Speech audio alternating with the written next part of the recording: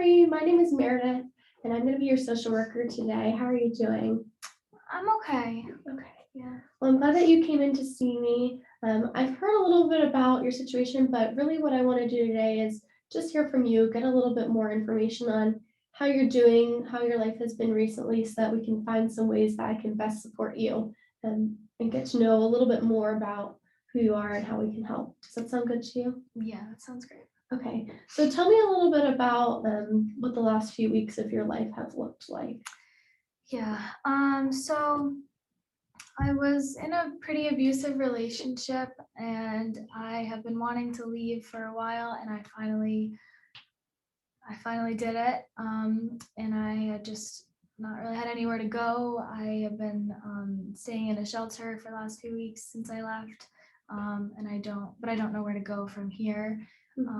And I don't have a job or anything. And I really don't have any other close relationships because my boyfriend didn't want me to, and he really didn't let me have anybody else. So now that he's gone, I really have nothing.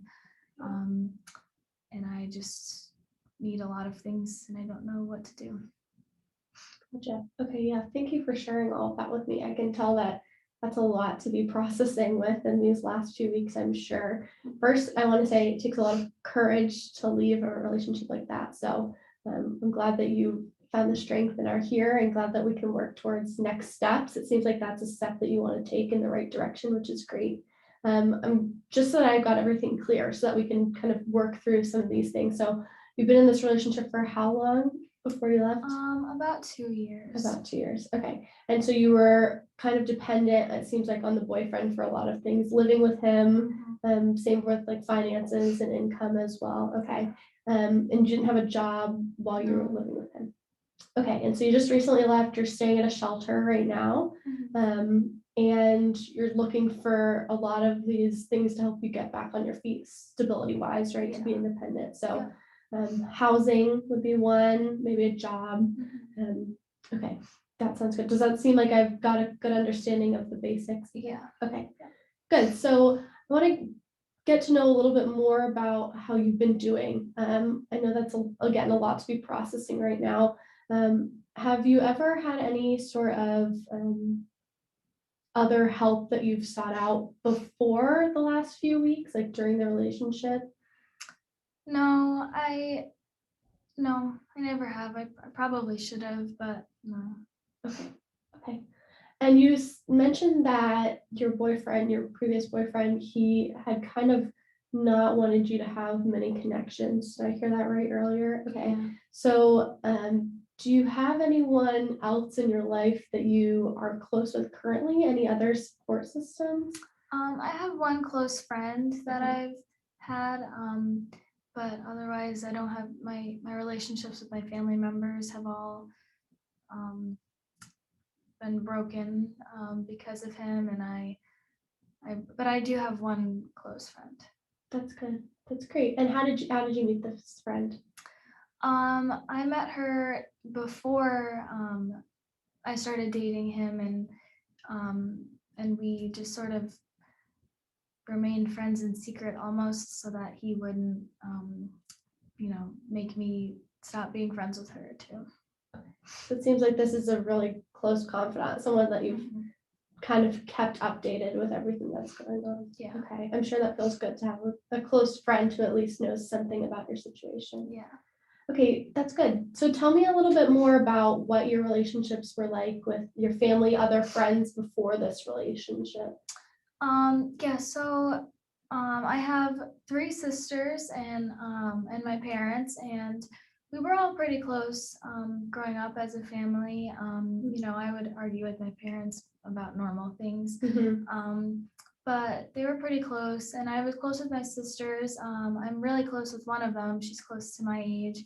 But then when I started dating him, my parents really disagreed, and they didn't want me to continue with it and didn't want me being involved in any of it. But I didn't listen to them, and I stayed dating him. and they sort of kicked me out and cut off any contact, and they just were really upset with me.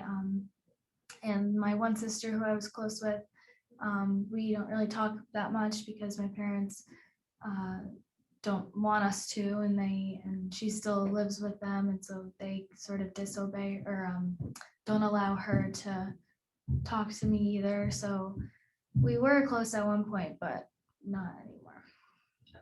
Okay.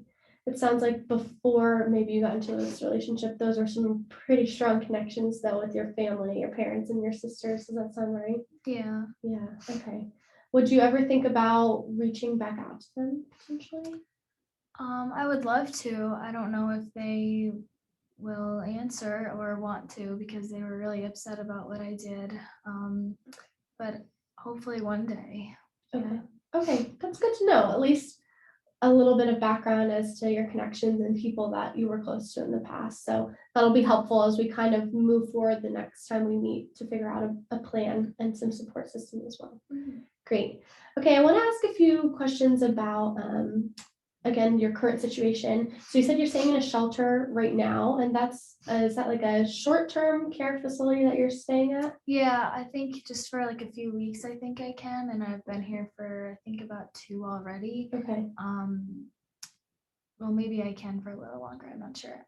But I do need to like eventually figure something out because I can't stay here forever. okay, great. And you'd also like to figure out some sort of job to have some stable income. Does that sound right to you? Yes, I Okay. really would like to do that. I need money. Okay, so tell me about a few of your interests. What are some things that you're interested in or really skilled at? Well, I really am passionate about writing and reading, and I really liked school.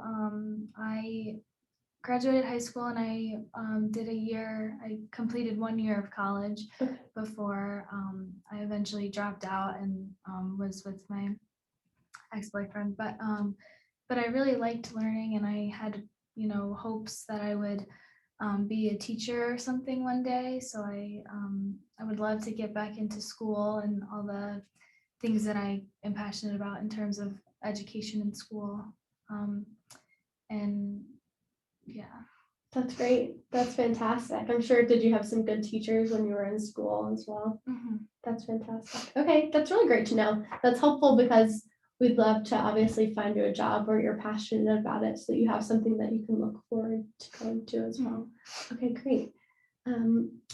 Another thing I want to touch base on, we mentioned, this is a lot to be processing. You're very fresh out of this relationship, so a lot of things are changing. That can be for a lot of people really challenging on our mental health.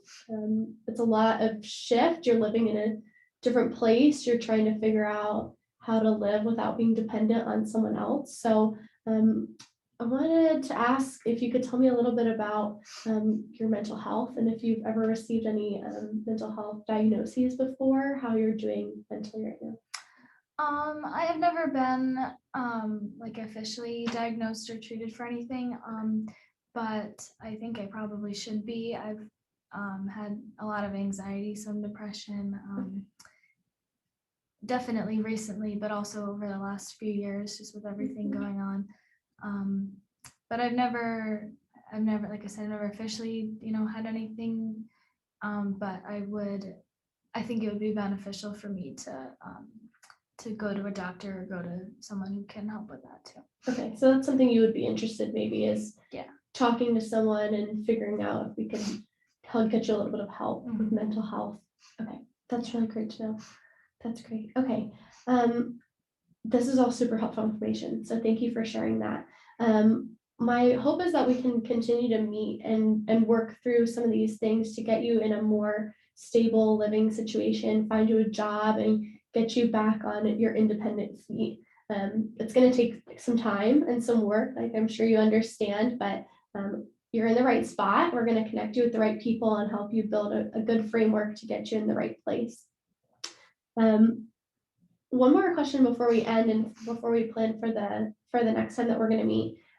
If you could wake up tomorrow and kind of all of these problems that are weighing really heavy, if they could just magically be fixed, Walk me through what that would look like for you. What would a day in your life look like? Well, I would feel more independent, I think, and I would have somewhere to live, and I would have a job. I would have like some more stability. I would love if my relationships with my family members and some friends were back to what they used to be, or just, good again. And yeah, just feeling better overall and not so worried about things and just feeling more stable, I guess. Great. That's great. And I hope that we can help you get to all of those things too, because those are all perfectly great things to hope for, and that you deserve.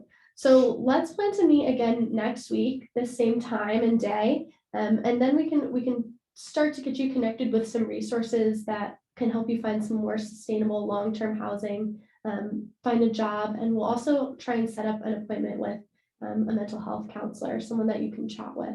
Does that sound like a good plan to you? Yeah, it does. Okay, great. Well, thanks for coming in today. Look forward to seeing you. Thank you.